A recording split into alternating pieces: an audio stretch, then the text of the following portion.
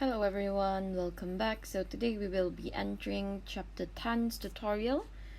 So the first question, a progressive wave is described as shown here.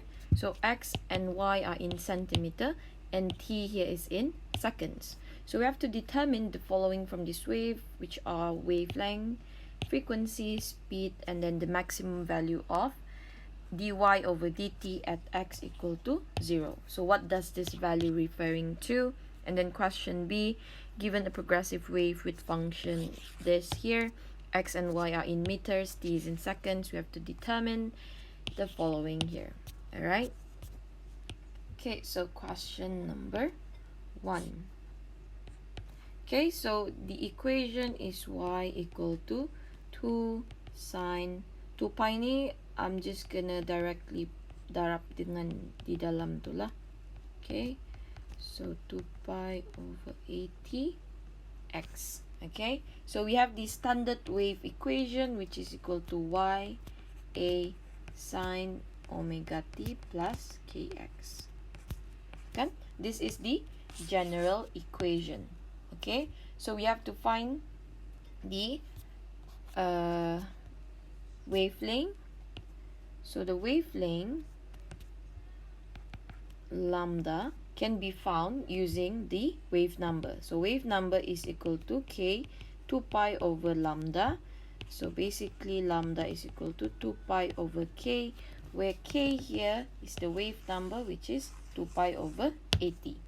Okay, so this would give us 80 centimeter lah, right? And then the second one, we have to find the frequency. So frequency can be found using omega 2 pi f. Okay, so we can calculate the frequency value using this equation, where omega here is equal to 2 pi over 0.4.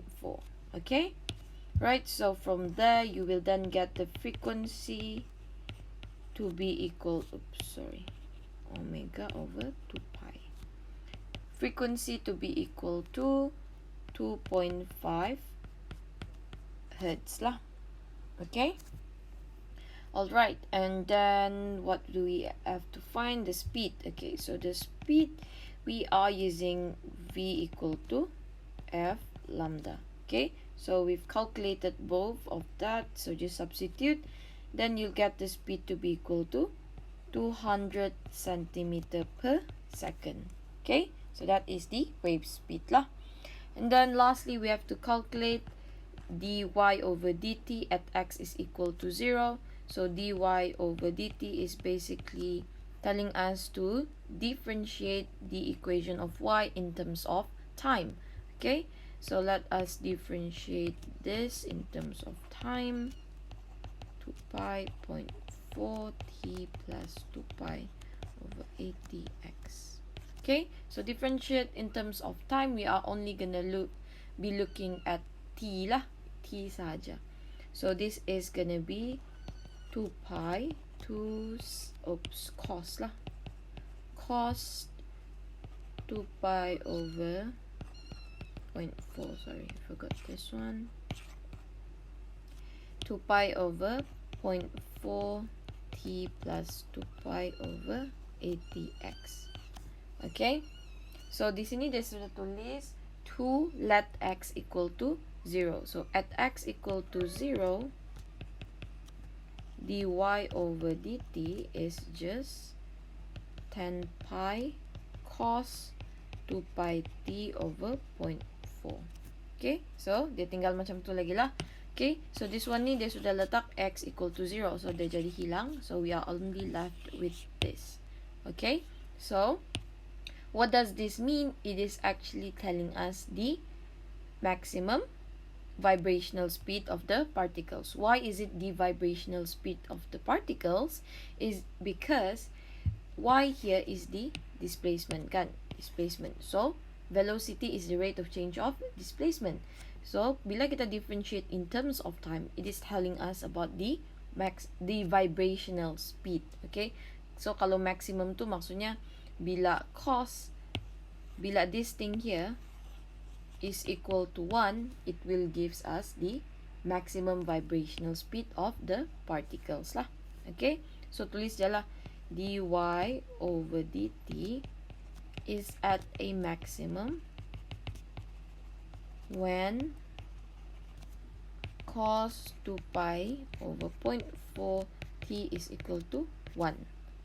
Okay, so meaning that this is telling us this is the maximum vibrational speed of the particle.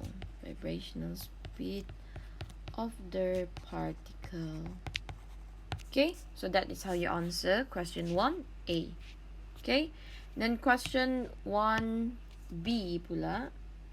So question 1B, dia punya soalan is, we have to use this progressive wave punya equation. Okay, so we have to determine the frequency. So again, frequency can be obtained by using, let me write the general equation. Okay, so that is your general equation. So frequency can be determined by using omega. So this is 2 pi f. So from here we'll then get f to be equal to 200 over pi hertz. Okay, and then after that we have to calculate the wavelength. So the wavelength is equal to, using k, 2 pi over lambda. So you'll then get lambda to be equal to pi over 15 meter. Okay, and then you have to calculate the speed. So the speed is f lambda. You should get 40 over 3 meter per second. And then after that you have to calculate the angular frequency. This one just now it is asking about the velocity lah. Okay, and then you have to calculate the angular frequency. So angular frequency is basically omega lah. Omega, which is equal to 400 radian per second. And then lastly you have to calculate the wave number. So wave number is basically just k, which is 30 per meter.